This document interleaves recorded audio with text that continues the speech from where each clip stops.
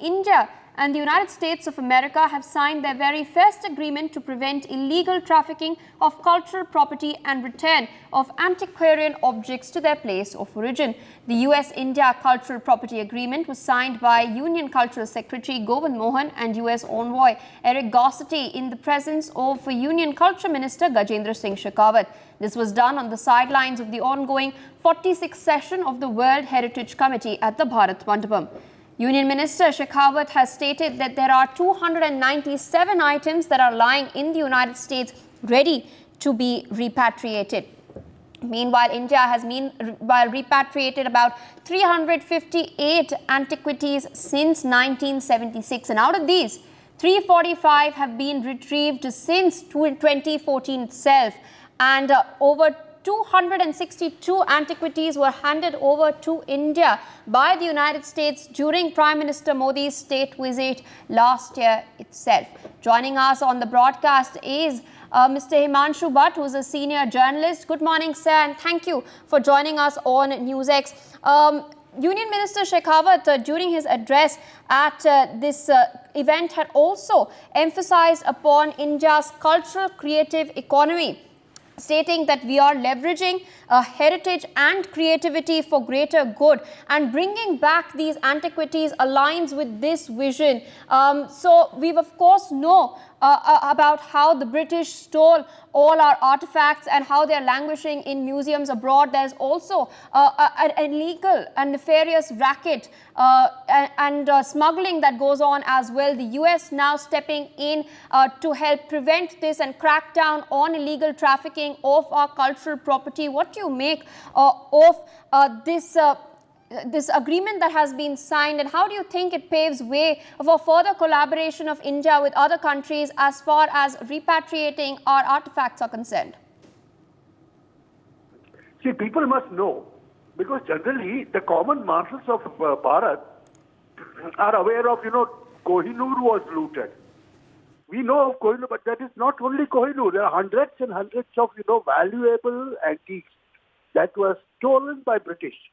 And it is across the spectrum that is in the world that those relics will be found.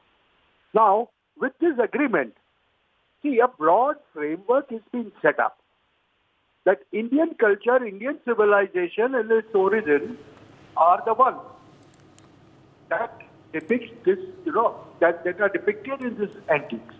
Now, when you bring them back, it's something like, agreeing on two different civilizations, a US civilization or a US way of living and the Bharatiya way of living. When you agree to that what is Bharatiya there in US will be given back, and what may be there here, a few things that could be. Now that paves the way for a greater cooperation in the fields of humanity. And should not forget that Indian diaspora in US is very, very strong.